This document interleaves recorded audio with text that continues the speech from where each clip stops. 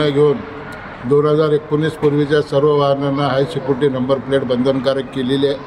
त्याकरता 31 मार्चची शेवटची तारीख डिक्लेअर केलेली आहे. हे करत असताना जवळपास महाराष्ट्रामध्ये 2,40,00,000 वाहने असून या वाहनांच्या नंबर प्लेट संदर्भातली यंत्रणा सरकारकडे पुरेशी नसताना देखील या ठिकाणी 31 तारखेची डेडलाईन देऊन वाहनधारकाची एक प्रकारची थट्टा या ठिकाणी सरकारने केलेली आहे. या अधिसूचनेनंतर ज्यावेळेला इतर राज्याचा हाय सिक्युरिटी नंबर प्लेटच्या बाबतीत तुलनात्मक अभ्यास केला असता महाराष्ट्रातील नंबर प्लेट हे अतिशय महाग असल्याचं निदर्शनास आलेलं आहे. या संदर्भात आम्ही माननीय मुख्यमंत्री यांना निवेदन देऊन त्या ठिकाणी या विविध राज्यातील नंबर प्लेटच्या दराचा या ठिकाणी विचार करून त्या ठिकाणी कमीत कमी दरामध्ये वाहन चालकाला नंबर प्लेट उपलब्ध करून द्यावी.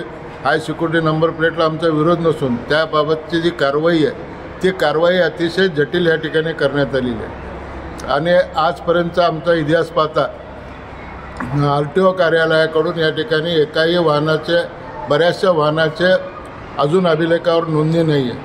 2019 पूर्वी अनेक वाहन हे हस्तांतरित झालेले आहेत, मालकं बदललेले आहेत, त्यांचे मोबाईल नंबर त्या ठिकाणी अपडेट नाही आहेत. अनेक अडचणी या ठिकाणी या नंबरसाठी नोंदण्याकरता वाहनधारकांना येत आहेत. या सर्व अडचणीचा विचार करून सरकारने याबाबतीत तोडगा काढावा म्हणून आम्ही माननीय मुख्यमंत्र्यांकडे यावेळेस मागणी केलेली आहे. याबाबतीत त्वरित निर्णय घ्यावा, अन्यथा या निर्णयाचा फायदा जनतेला न होता उलट जनतेला लुटण्याचं काम या ठिकाणी सरकारकडून केलं आहे असा संदेश लोकांमध्ये दिवसेंदिवस वाढत चाललेला आहे. याबाबतीत सरकारनं गांभीर्यानं विचार करून तातडीनं एक उपाययोजना करावी अशी मागणी आम्ही या निमित्ताने सरकारकडे करत आहोत.